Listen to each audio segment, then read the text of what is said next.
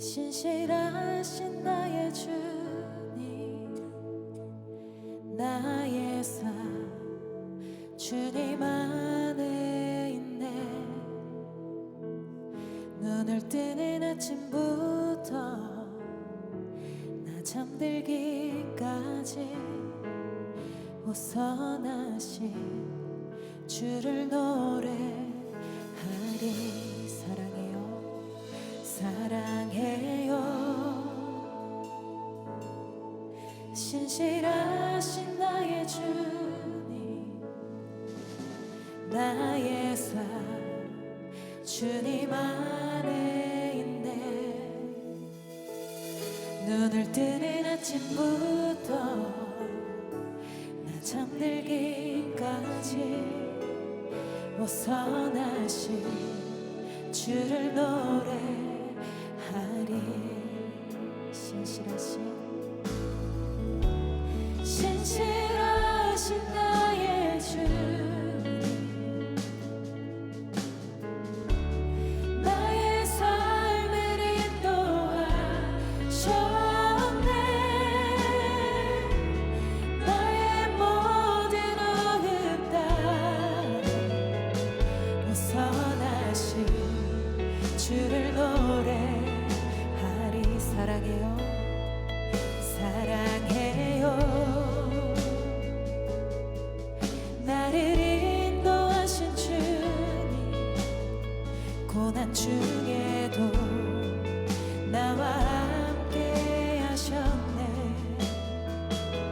내 아버지 되시며 내 친구 되신 주, 나의 삶 주님 안에 있네.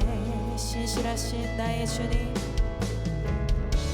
신실하신 나의 주님, 나의 삶을 인도하셨네. 나의 모든 오급 땅에 호선하신 주를 노래하리. 신실하신 나의 주님, 신실하신 나의 주님, 나의 삶을 인도하셨네. 나의 모든 오급 땅에 호선하신 주를 노래하리. 주님의 선하심이, 주님의 선하심이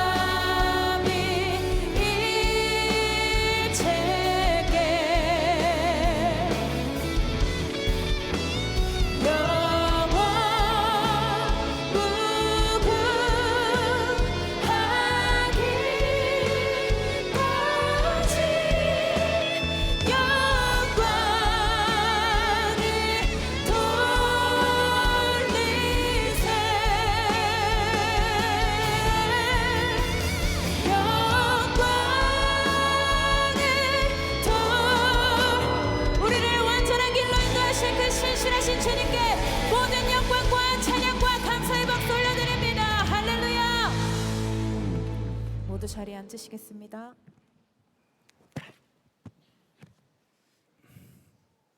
늘 우리와 함께 하시고 우리에게 복 주시기를 원하시는 아버지 하나님, 맥주 감사 주의를 허락하시고 예배의 자리로 나오게 하시니 감사합니다. 세상의 소식들은 우리의 마음을 힘들게 하고 무너지게 하지만 그럼에도 불구하고 우리와 함께 하시는 주님의 힘과 능력이 되심에 감사를 드립니다. 우리를 위해 독생자 예수 그리스도를 부활의 첫 열매로 삼으시고 우리를 향한 구원의 은총을 베푸셨으니 우리 모두 주님의 사랑과 은혜에 감사와 찬양을 올려드리오며 예배에 임하고자 합니다. 선한 목자 교회를 여기까지 이끄시고 부흥케 하시니 감사합니다.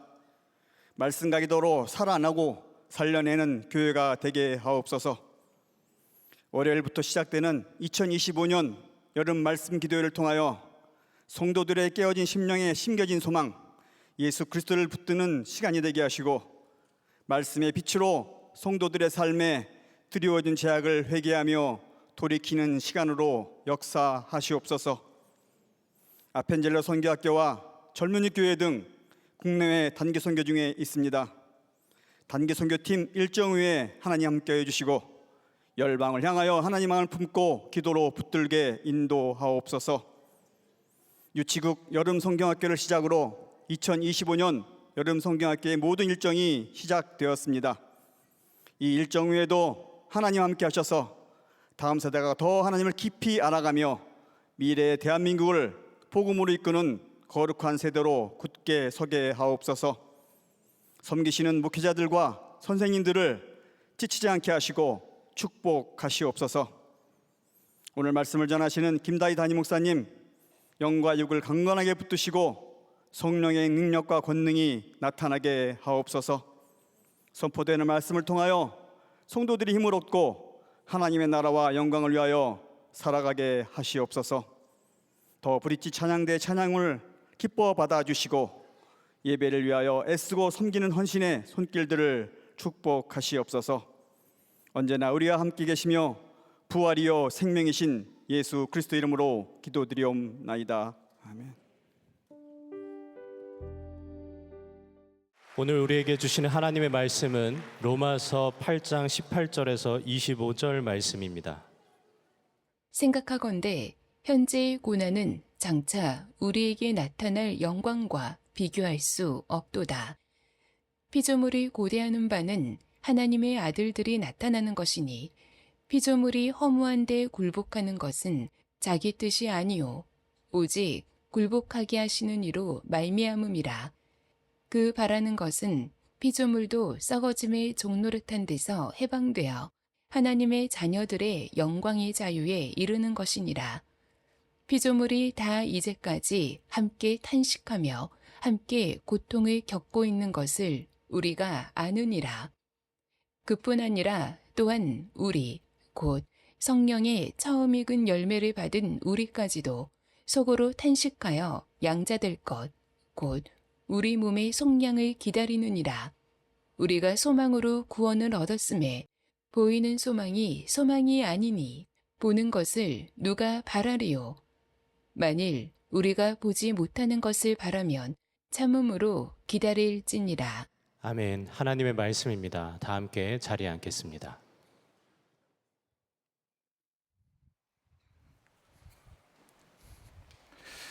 네, 우리 어하나 학생들과 또 지도해 주신 우리 선생님들 수고 많으셨습니다. 격려 박수하도록 하겠습니다.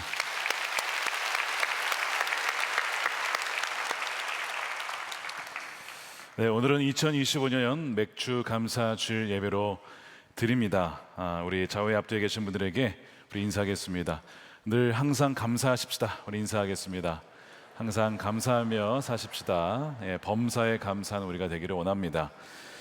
첫 열매의 약속 탄식 속의 감사라는 제목의 말씀을 나누겠습니다. 지난 상반기 동안 하나님께서 여러분들의 삶 속에 베풀어 주신 은혜와 손길을 여러분들은 기억하고 계십니까? 한번 적어보시면 좋겠습니다. 저도 맥주 감사 헌금을 이렇게 적으며 적으니까 더 그 선명하게 하나님 행하신 일들이 보이고 더 감사하게 되는 것을 경험하게 되었습니다. 여러분들이 꼭 오늘 갇히기 전에 또 오늘 하루 지나기 전에 한번 감사의 목록을 적어보시면 좋겠습니다. 저는 우리 선한목자교회 지난 상반기를 돌아보면 감사할 일이 굉장히 많이 있습니다. 먼저는 지난 상반기 동안 우리 새가족 한 700여 명이 등록을 하셨어요. 많은 분들이 오셔서 우리 교회에서 양육을 받으시고 세례를 받으시고 또 그렇게 훈련을 받으시는 모습에 정말 하나님께서 귀한 은혜를 주셨구나라고 감사하게 되고요. 또한 한 6,300여 명의 전도자들이 매일같이 새벽마다 또 낮에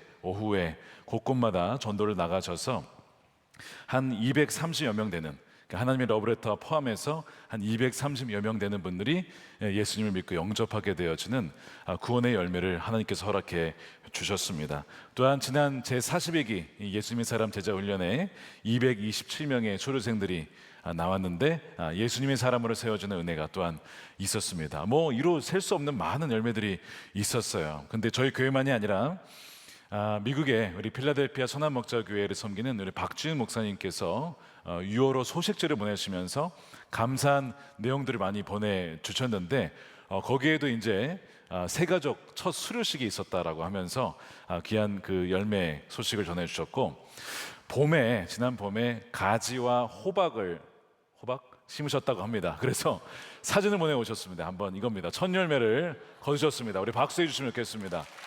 야, 좀 뭐 어떻게 보면 초라해 보일 수도 있겠지만 그래도 호박과 가지와 고추가 이렇게 열매 맺어가지고 맺혀진 것이 얼마나 감사한지, 우리 미나와 소라가 저것을 들고 기뻐하는 모습에 우리가 정말 더 함께 기뻐하게 되는 것 같습니다. 저 첫 열매의 모습이 하나님께서 저 교회에 앞으로 완전한 추수를 거두게 하실 거다라고 하는 약속의 증표인 줄로 믿습니다. 여러분들도 지난 상반기 동안 있었던 일들을 하나님께 감사를 올려드리면서 이렇게 목록을 적다 보면 감사한 일도 있는데 그렇지 못한 일도 있었을 겁니다. 제가 지난주에 저 소식을 들으면서 동시에 들은 소식이 하나 있어요. 저 인도 북부에서 참 신실하게 선교하시던 한 선교사님이 순직하셨다는 이야기를 들었습니다.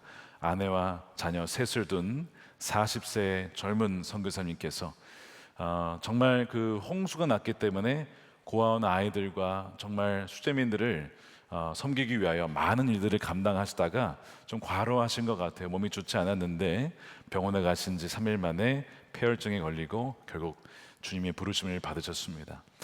그런 안타까운 소식, 탄식의 소식들을 동시에 듣게 된 거예요. 여러분, 아마 지난 상반기에 여러분들의 감사의 목록도 있었겠지만 안타까움과 염려와 근심과 탄식의 또한 리스트도 있었을 것이라 생각합니다. 여러분, 이것이 우리가 살아가는 삶의 사실은 현실입니다. 항상 기뻐할 만한 일, 감사할 만한 일만 있으면 얼마나 좋겠습니까? 그런데 우리의 삶은 그렇게 녹록지는 않지요. 왜 그럴까요? 오늘 성경 말씀에 로마서 8장에 보면 왜 우리가 그런 일을 겪는지, 우리 삶에 아픈 일들이 자꾸 벌어지는지를 분명히 얘기를 하고 있습니다. 8장 20절에 보면 피조물이 허무한데 굴복하는 것은 자기 뜻이 아니라 오직 굴복하게 하시는 이로 말미암음이라. 우리가 그 앞에 읽었듯이 18절 19절 보면 이 세상의 모든 피조물들이 지금 간절하게 구원을 바라고 있다는 겁니다. 여기서 20절에서 말하는 허무함이란 무엇이냐면 영원히 존재하지 않고 사라지는 속성을 말해요. 사라지는 속성, 부패하고 썩고 낡아지며 그런 속성을 말합니다. 여러분, 이 세상에 존재하는 모든 것이 다 그렇게 사라지게 되죠. 그래서 우리는 재앙을 겪기도 하고 질병을 겪기도 하고 심지어는요 사망을 우리는 결국에는 맞이하게 됩니다. 왜 이런 일이 벌어지느냐? 성경에 보면 아담의 범죄 이후에 이 세상 전체가 결국 범죄함으로 말미암아, 죄로 말미암아 이 세상 전체가 공의로운 심판 아래 허무함이라고 하는 이 법칙에 매이게 되었다라고 말씀해요. 자, 로마서 5장 12절이죠.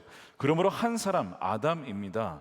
말미암아 죄가 세상에 들어오고 죄로 말미암아 사망이 들어왔나니 이와 같이 모든 사람이 예외 없이 죄를 지었으므로 사망이 모든 사람에게 이르느니라.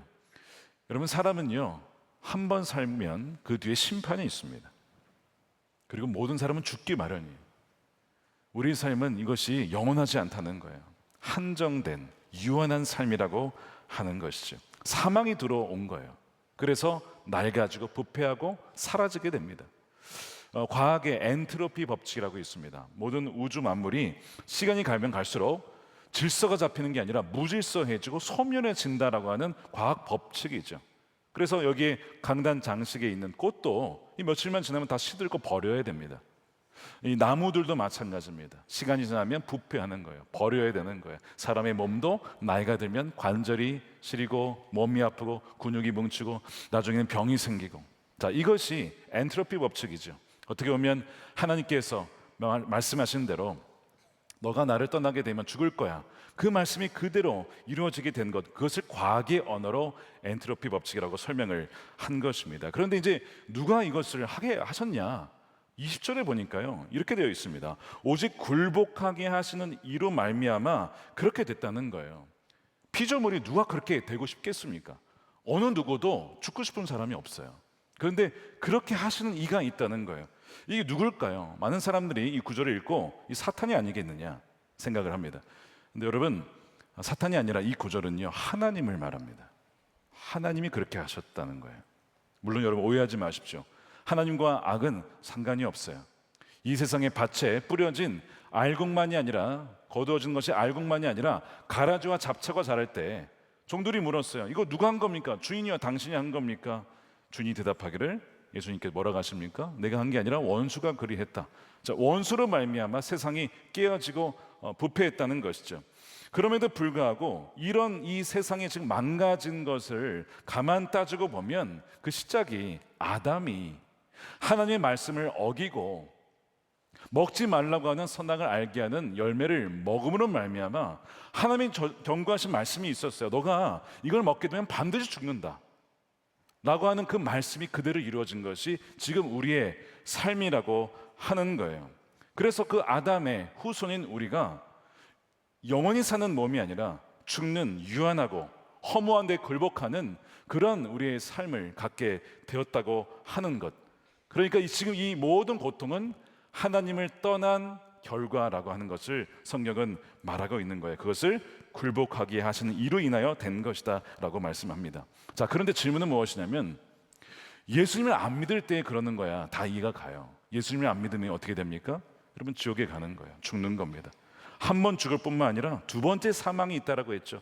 영혼의 죽음이 있어요. 지옥에 가게 되는 것입니다.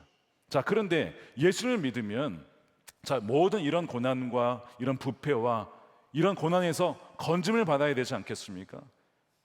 자, 그래서 많은 사람들이 그런 질문을 하는 거예요. 우리에게는 그런 고난이 없어야 하지 않겠습니까? 그런데 오늘 23절을 보면 예외가 아니라고 하는 겁니다. 자, 22절에 피조물이 다 이제까지 함께 탄식하며 함께 고통을 겪고 있는 것을 우리가 아느니라. 23절에 그뿐 아니라 또한 우리 곧 성령의 처음 익은 열매를 받은 우리까지도 속으로 탄식하며 신음하며 고통을 당하는 상태에 있기 때문에 양자 될 것, 하나님의 자녀가 될 것, 그리하여 몸의 속량, 이제는 아프지 않고 썩지 아니하는 몸의 부활이 올 때까지, 그날이 오기를 우리가 기다린다는 거예요. 예수님께서 부활의 첫 열매가 되셨는데 완전한 추수가 되어서 우리도 부활을 입을 때까지 우리가 그날을 기다린다고 하는 것이 오늘 이 23절의 말씀입니다. 그래서 하나님의 특별한 은혜를 받은 우리도 이 땅을 살다 보면 병이나 질병이나 사고나 재앙에서 완전히 제외가 되는 것은 아니라는 거예요. 왜냐하면 이 세상은 깨어진 세상에 우리가 살기 때문입니다. 물론 하나님께서 우리를 지키시고 보호하시고 인도해 주십니다. 우리가 오늘 찬양 고백한 것처럼 하나님 나의 하나님이시고 우리의 하나님이시고 신실하게 인도해 주십니다. 그래서 지난 6개월 상반기를 돌아보면 하나님께서 보호해 주셨기 때문에 우리가 이렇게 살아남은 것이죠. 아멘이십니까? 하나님의 은혜가 있었기 때문에 우리가 살아남은 거예요. 예수님께서 사역을 하실 때에도 말씀만 전하신 게 아니었습니다. 병든 자를 고치셨어요. 귀신 들린 자를 고치셨어요. 떠나보게 하시며 또한 굶주린 자를 먹이시고 심지어 죽은 자도 살리셨습니다. 그런 일들이 예수님께서 하신 일이었어요. 그래서 세례 요한이 묻기를 오실 이가 당신이 맞습니까? 라는 질문을 할 때에 예수님께서 이렇게 답변을 하셨죠. 마태복음 11장 4절입니다. 예수께서 대답하여 이르시되 너희가 가서 듣고 보는 것을, 자, 예수님이 행하신 걸 듣고 보는 것을 요한에게 전달하라는 거예요. 맹인이 보며 못 걷는 사람이 걸으며, 예수님이 치유하셨죠. 나병 환자가 깨끗함을 받고, 못 듣는 자가 들으며, 죽은 자가 살아나며, 아멘입니까? 이런 일들이 일어난다는 거예요. 가난한 자에게 복음이 전파된다 하라 라고 말씀을 하시죠. 그리고 6절에는 누구든지 나로 말미암아 실족하지 아니하는 자는 복이 있다. 지난 상반기에도 보면요, 우리 교회에 치유의 은혜를 받은 사람들이 굉장히 많습니다. 그래서 저희가 치유 집회할 때 간증자로 세우지 않습니까? 하나님께서 어떤 치유를 행하셨는지, 정말 그 놀라운 은혜들이 곳곳마다 일어나고 있고요, 정말 우리 가정 가운데 일어나고 있다는 거예요. 그래서 주님께서는 지금도 믿는 이들에게, 기도하는 이들에게 치유의 은총을 베풀어 주십니다. 그래서 예수님은 그렇게 치유하고 고쳐 주셨어요. 자, 그런데 이 6절에 뭐라고 되어 있습니까? 나로 말미암아 실족하지 아니하는 자는 복이 있다. 이제 왜 이 얘기를 하셨을까요? 왜냐하면 어떤 사람은 치유를 받지만 어떤 사람은 치유를 받지 못할 수도 있기 때문입니다.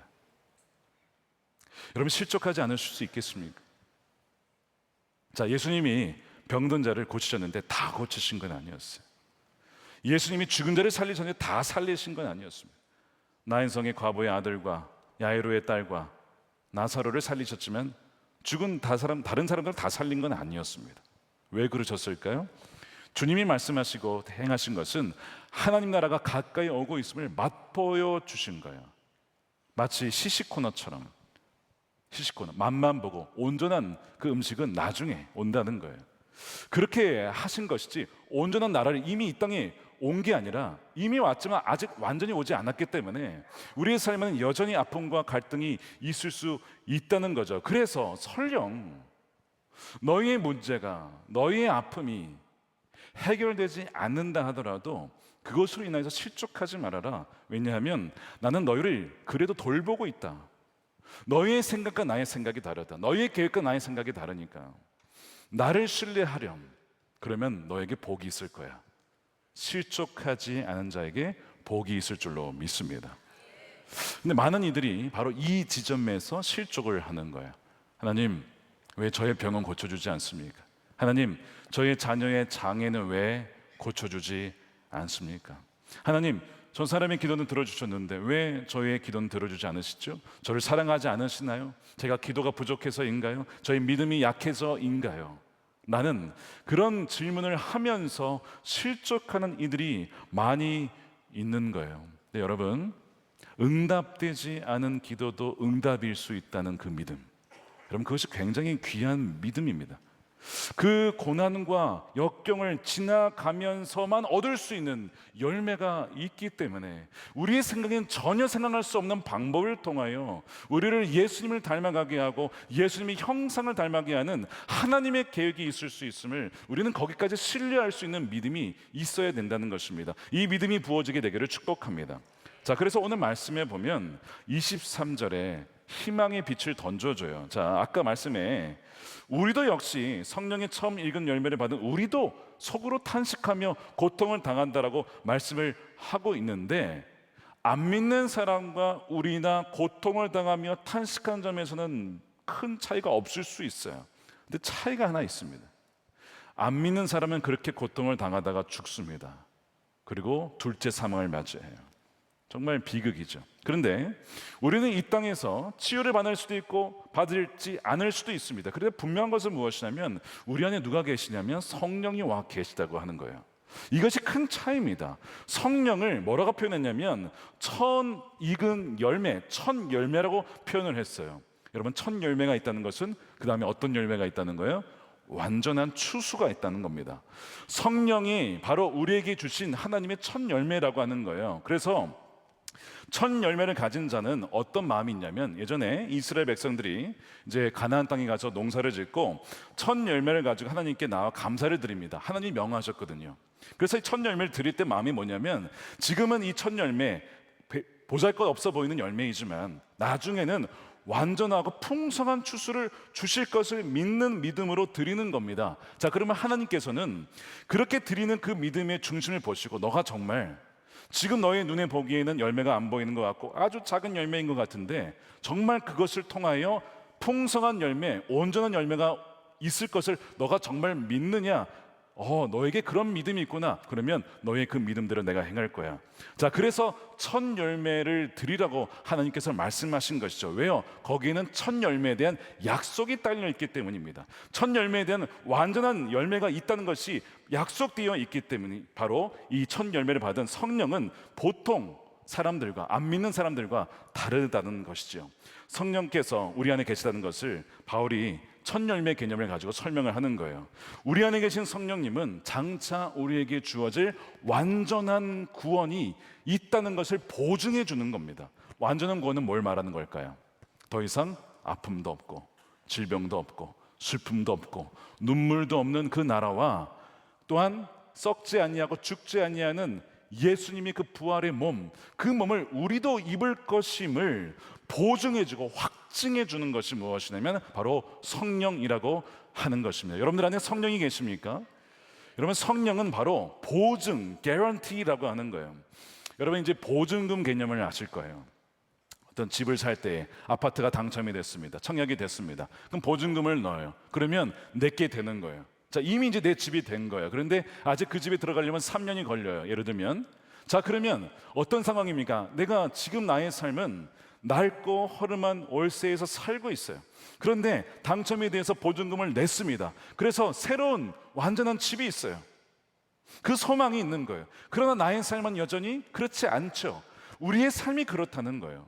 우리의 이 현실의 삶은 낡고 부패하고 넘어지고 병들고 사고를 당하고 재앙을 당하는 일들이 우리 삶에 있을 수 있으나, 그러나 완전하고 아픔이 없는 그 나라와 부활이 있음을 우리가 믿기 때문에 그 소망을 가지고 지금부터 감사하며 찬양하며 그 미래를 확신하고 기뻐할 수가 있다라고 하는 것이 바로 누구 때문에 가능하다고요? 성령님 때문에 가능하다는 겁니다. 성령님은 또 이렇게 비유할 수 있어요.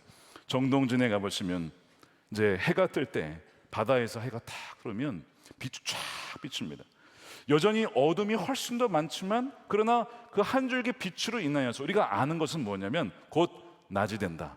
어둠은 물러나게 되어지고 추위는 물러나게 되어지고 이 빛이 전체를 장악하여서 이제는 나에게 온기와 빛을 비춰줄 거야. 우리가 그것을 보게 되는 거예요. 마치 성령님은 그렇다는 겁니다. 내 안에 계신 주님이신 성령님이 계시다는 것은 비록 내 삶에 깨어짐과 질병과 고통이 있을지라도 더 이상 그 고통이 없는 그 나라와 완전한 부활이 있음을 가르쳐주고 깨우쳐주고 우리로 하여금 소망케 하는 바로 그분이 성령의 역사라고 하는 것이죠. 자, 그러니까 중요한 게 뭐냐면 여러분들 안에 성령님이 계신지 안 계신지를 점검해 보셔야 된다는 겁니다. 여러분들이 1대 양육을 받으시고 제자 훈련을 받으셨으면 내 안에 계신 예수 그리스도 단원을 공부하셨을 겁니다.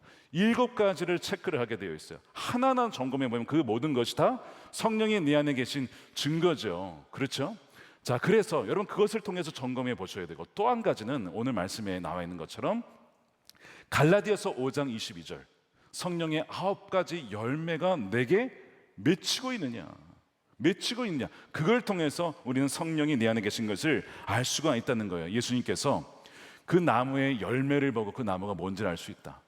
사과나무, 열매를 보고 아는 것이죠. 열매를 보면 그 사람 안에 성령이 계신지를 알 수 있다는 겁니다. 자, 갈라디아서 5장 22절을 함께 다시 우리 큰 목소리로 읽겠습니다. 시작. 오직 성령의 열매는 사랑과 희락과 화평과 오래 참음과 자비와 양선과 충성과 온유와 절제니 이 같은 것을 금지할 법이 없느니라. 자, 이 구절을 잘 띄워주시기 바랍니다. 우리는 이 열매를 좋아하고 맺혀지기를 원합니다. 자, 그런데 현실은 무엇이냐? 이 열매가 맺혀지기 위해서는 이 열매가의 반대 상황이 주어져야만 맺힙니다. 사랑할 수 없는 사람을 통하여 사랑의 열매가 맺혀지는 거예요. 희락, 기뻐할 수 없는 슬픔의 상황 속에서 성령으로 인하여 맺혀지는 것이 희락입니다. 화평, 절대로 평안할 수 없는 염려와 근심의 상황 속에서 질병과 고통 속에서 성령으로 말미암아 주어진 평안, 그 상황 때문에 주어지는 것이죠. 오래 참을 수 없는 그 상황 속에서 인내가 맺혀지는 거고요. 무자비하게 악을 악으로 갚고 싶은 상황 속에서 성령으로 인하여서 자비를 베풀게 되는 것이고요.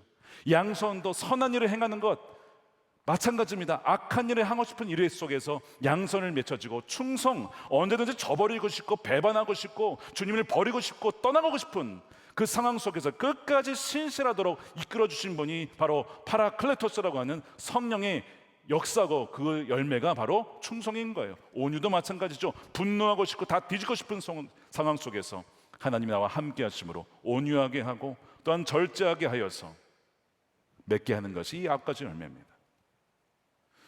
지난 6개월을 돌아보시면 이 9가지 상황 속에 분명히 적어도 한 가지, 아마 한 가지 아닐 겁니다. 2가지, 3가지 이상의 상황을 여러분 겪으셨을 거예요. 왜 하나님 이런 상황을 주셨을까요? 여러분들 하여금 그 안에 계신 성령으로 말미암아 성령의 열매를 맺게 하시려고. 그래서 주님이 뭐라고 하신 거예요? 실족하지 아니하는 자는 복이 있다.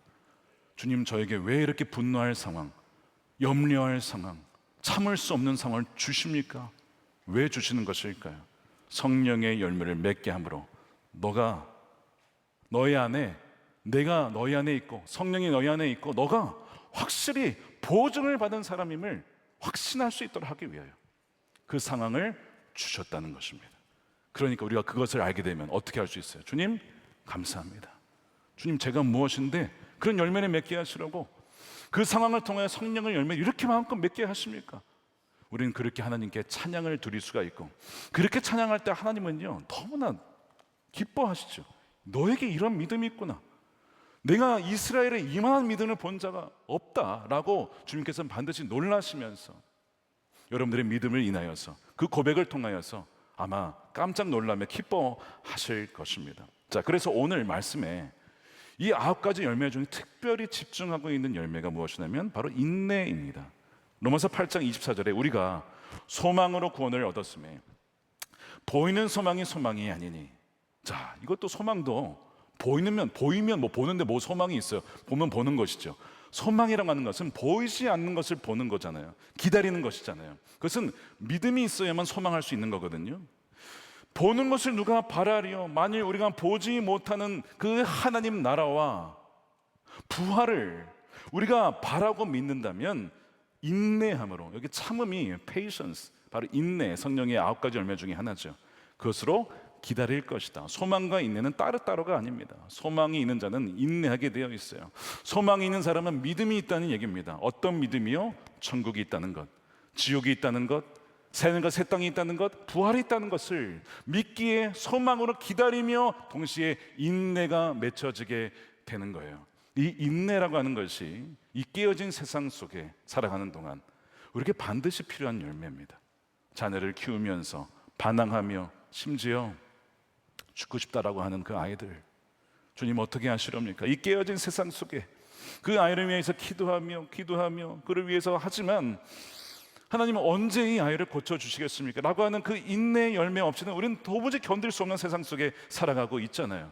그래서 특별히 오늘 로마서 말씀에는 이 인내의 열매, 그 상황을 통해서 우리를 알고 인내의 열매를 맺게 하여 그 하나님 나라의 자녀로 끝까지 우리를 인도해 가시는 하나님의 섭리적인 손길이 있다는 것입니다.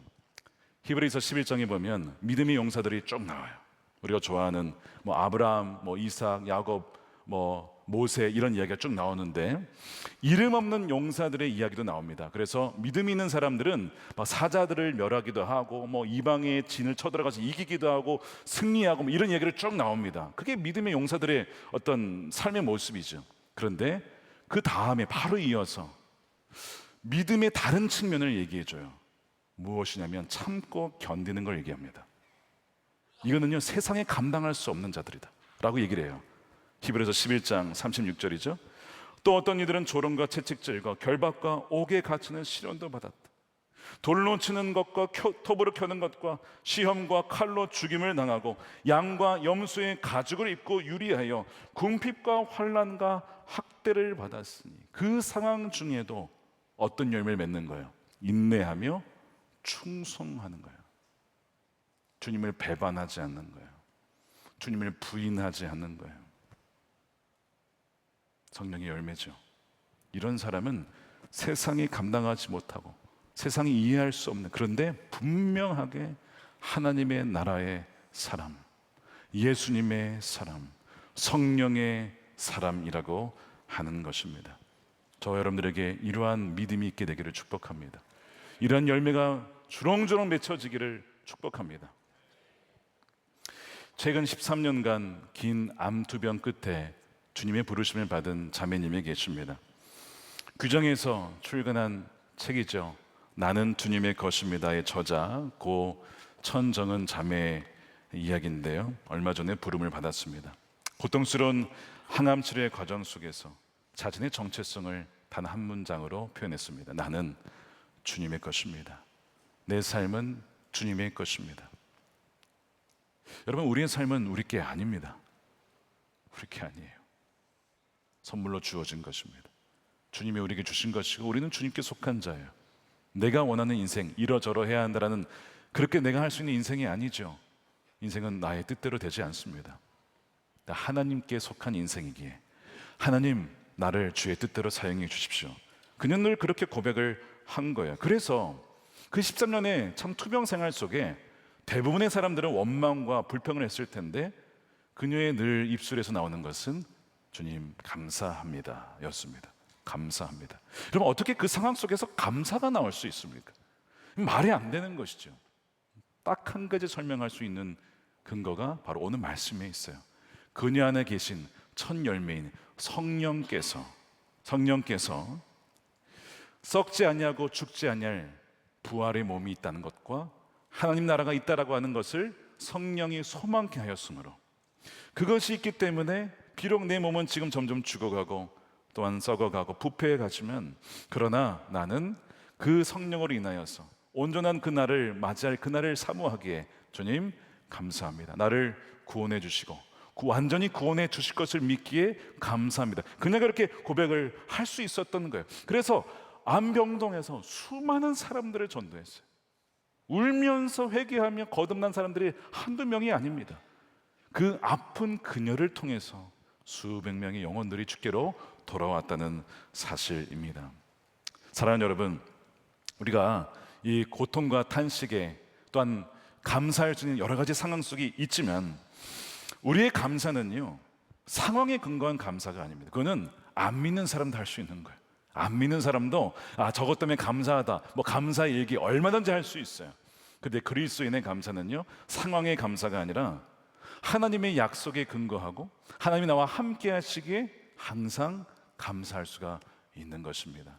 우리가 맥주감사 주일을 드리면서 우리가 다시 회복해야 될 감사는 상황에 근거한 그 감사가 아니라 바로 우리 안에 계신 성령으로 인한 약속에 근거한 바로 그 감사인 것이죠. 그래서 에베소 5장 18절에 오직 성령으로 충만함을 받으라의 특징을 가진 자의 특징이 무엇이냐? 바로 범사의 우리 주 예수 그리스도의 이름으로 항상 아버지 하나님께 감사하는 자, 바로 이 자가 감사로 나아갈 때 그 사람의 소망이 어디에 있는지를 보여주는 거예요. 너는 믿는 구석이 있구나. 사람이냐 돈이냐 그게 아니라 보이지 않지만 분명히 살아계신 하나님께 소망을 두기에 감사할 때에 바로 그것이 하나님께 영광이 되는 삶이 된다는 것이죠. 그래서 우리가 이렇게 고백했으면 좋겠어요. 내 눈앞에 문제보다 보이지 않는 하나님과 그분의 약속, 나와 함께 계시고 나에게 부활의 약속이 주어졌다는 것을 인하여 저는 그것을 더 찬양하고 믿습니다. 나는 내 삶이 통제 불능처럼 보여도 하나님이 주의 손으로 내 삶을 붙잡고 계심을 믿습니다. 나는 이 고난의 의미를 다 이해할 수 없지만 모든 것을 합력하여서 선을 이루시는 하나님을 찬양합니다. 이것이 우리의 고백과 찬양이 되기를 축복합니다. 그랜트 오스본이라고 하는 성경학자가 있습니다. 제가 참 좋아하는 학자인데요, 오늘 말씀을 준비하면서도 참고한 학자의 책이 있습니다. 어쨌든 그분이 어릴 적부터 고질적인 천식으로 고통을 받았어요. 많은 분들이 그분을 위해서 기도해 주었습니다. 왜냐하면 밖에 나가서 놀지를 못하는 거예요. 천식 때문에.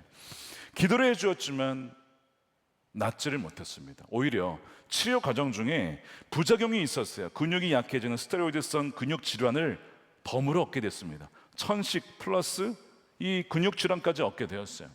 그래가지고 더 놀지 못하게 되어지는 그런 일이 있었어요.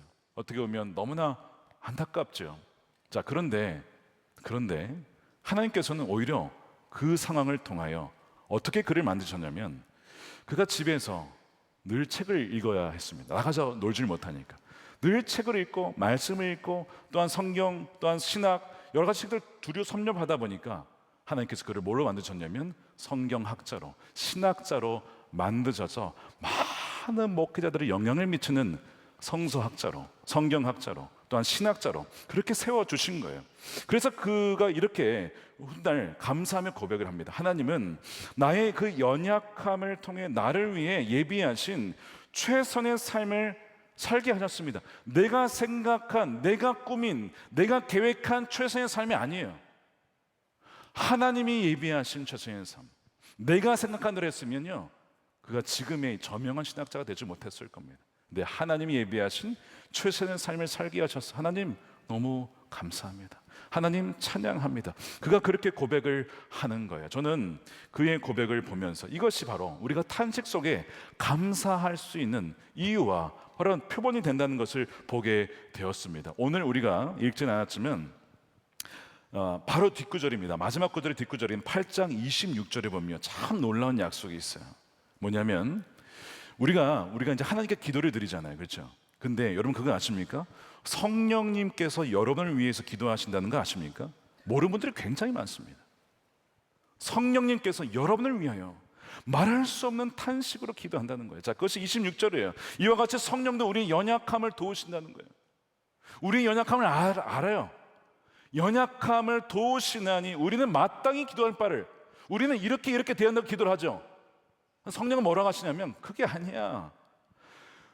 마땅히 기도할 바를 알지 못하게 성령께서는 말할 수 없는 탄식으로 우리를 위하여 친히 간구하시느니라. 우리를 위해서 가장 선한 길이 무엇인지를 아시는 성령께서 우리를 위해서 간구하신다는 놀라운 약속이 있는 것입니다. 사랑하는 여러분, 주님께서 여러분과 함께 하시고 성령께서 여러분을 위하여 간구하신다는 것을 믿으시길 축복합니다. 자, 그러면 어떤 상황 중에도 우리는 염려하지 않고 하나님께 감사하며 찬양하며 더 성령을 의지할 수가 있는 것입니다. 사랑하는 여러분, 오늘 우리가 우리 맥주감사 주일을 맞이하면서 첫 열매를 주님께 구별해 올려드릴 때 우리가 감사의 제목을 올려드리면서 동시에 탄식 속에서도, 그러나 그 탄식 속에서도 성령으로 말미암아 나로 하여금 맺게 하실 열매를 우리가 믿고 미리 감사하며 풍성한 추수를 기대하며 그렇게 감사로 고백하는 저와 여러분이 되었으면 좋겠습니다. 우리가 맥주 감사 주일 헌금을 모아서 우리 분립개척 헌금으로 내어 드리는데요. 왜냐하면 이 맥주 감사가 오순절 성령 강림을 통해서 성취가 됩니다. 그래서 성령이 오시면서 첫 열매로서 사람들에게 다 성령이 임하면서 교회가 탄생을 하거든요. 그것이 사도행전 2장이잖아요. 그래서 우리가 이 헌금을 교회 개척에 쓰게 되는데 2024년에 비올드 교회, 2025년에 필라델피아 선한목자교회가 세워졌습니다. 우리 이제 그 두 분의 목사님을 통해서 지난 우리 1년, 2년간의 하나님의 은혜를 간증하는 그 이야기를 좀 듣도록 하겠습니다.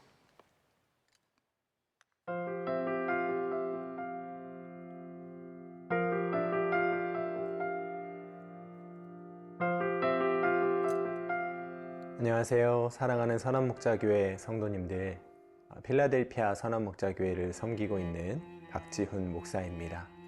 이곳에서의 사역이 시작된 이후에 날마다 조금씩 한 걸음씩 주님의 손을 붙잡고 교회를 섬기는 사역을 해나가고 있습니다. 이 교회가 주님의 도우심 가운데 세워져 가면서 교회의 외관도 달라져 가고 있습니다. 저희 가정은 이곳에 와서 날마다 주님의 도우심과 은혜를 경험하고 있습니다. 필라델피아 선한목자교회가 예수님이 주인 되시는 교회의 모델로 미주 지역 가운데 십자가 복음을 건강하게 전하는 교회로 세워질 수 있도록 계속해서 기도를 부탁드립니다. 안녕하세요. 저는 비홀드 교회를 섬기고 있는 최왕락 목사입니다. 선한목자교회에서는 한 15년 정도 사역을 하다가 2023년 12월에 개척을 해서 지금 개척한 지 1년 6개월 정도가 되었습니다. 개척을 시작할 때 교회와 성도들의 사랑과 기도가 얼마나 컸는지 몰라요. 선한목자교회와 성도들의 은혜와 사랑에 그 바탕으로 이렇게 건강하고 아름다운 교회가 세워지고 있습니다. 사랑하는 성도 여러분, 교회 세우는 일을 참 하나님이 기뻐하십니다. 그리고 이 일에 여러분들의 마음을 또 기도를 함께 할 수 있다는 것이 참 복된 일입니다. 이번 맥주감사주일도 하나님께 드리는 감사가 건강한 교회를 세우는 하나님의 통로 되기를 그렇게 소원하며 그렇게 기도합니다. 함께 건강한 교회를 세워나가는 일에 저희도 힘쓰겠습니다.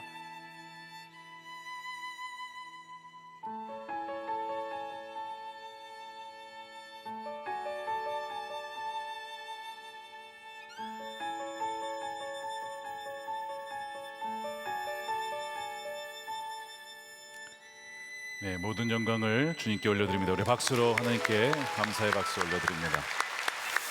네, 선한목자 교회만 성장하는 것이 아니라 숲과 같이 다른 교회들이 함께 성장할 수 있도록 하나님께서 은혜를 베풀어 주셨습니다. 이번에 맥주감사 헌금도 교회 갱신과 교회 개척을 위해서 쓰이게 될 것입니다. 이 시간 우리 함께 기도하며 우리 성찬을 준비하겠습니다. 여러분, 성찬은 주님이 우리와 함께 하심을 분명하게 기억하게 하는 도구이죠. 너희가 이것을 행할 때마다 나를 기억하여라. 슬픔 중에, 역경 중에, 불안해하는 상황 속에 내가 너와 함께함을 잊지 말아라. 왜요? 우리는 너무나 자주 잊거든요. 성령으로 첫 열매 내신 주님께서 우리 안에 계심을 너무나 자주 잊으니까 성찬을 제정하셔서 내가 너희와 함께 있음을 잊지 마, 두려워하지 마, 염려하지 마. 그래서 그 상황을 통하여 성령께서는요, 성령의 9가지 열매를 맺게 하시는 겁니다. 우리가 오늘 이 시간 기도할 때는 하나님, 지난 상반기 동안 하나님께서 베풀어 주신 은혜에 감사합니다. 그 감사의 목록을 생각하시면서 기도하시고, 두 번째, 그런 한편으로는 원망하며 불평하며 하나님을 신뢰하지 못했던 것을 회개합니다. 이제는 내 안에 첫 열매로 와 계신 성령으로 인하여 오히려 그 상황이, 그 두려운 상황과 흔들리는 상황과 정말 앞이 보이지 않는 그 상황이 오히려 성령으로 인하여서 열매 맺을 수 있는 상황임을 알고 어떤 상황 중에도 감사할 수 있는 제가 되게 해달라고. 감사하신 하나님, 감사하신 하나님,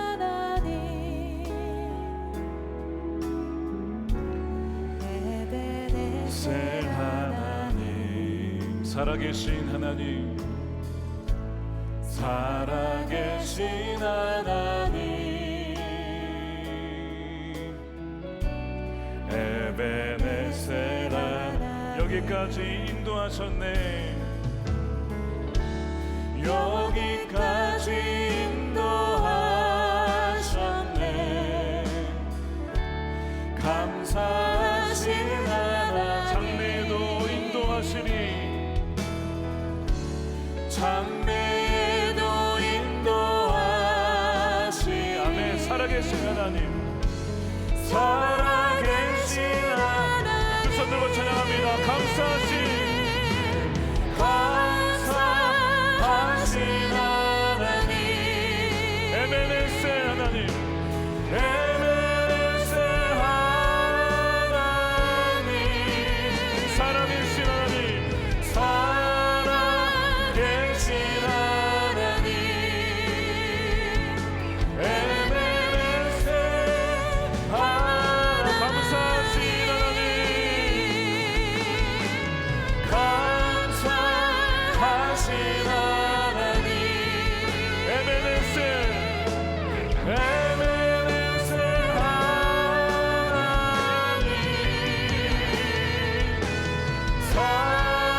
살아계신 하나님, 에베네세 하나님. 축도하겠습니다. 우리의 생명과 부활이 되신 예수 그리스도의 크신 은혜와 아버지 하나님의 측량할 수 없는 사랑하심과 세상 끝날까지 우리를 버리지 아니하시고 항상 함께 하시겠다고 약속하신 성령님의 가망 없는 교통 내주하심이 맥주 감사 주일을 맞이하여 어떤 상황 중에도 탄식 중에도 감사하며 첫 열매의 약속을 붙잡고 나아가기를 결단하는 사랑하는 우리 모든 성도들 머리 위에 저들의 가정과 일터와 사랑하는 자녀들과 주의 몸된 교회와 조국 대한민국과 또한 한반도와 열방에 이르기까지 영원히 함께 하시기를 간절히 축원하옵나이다. 아멘.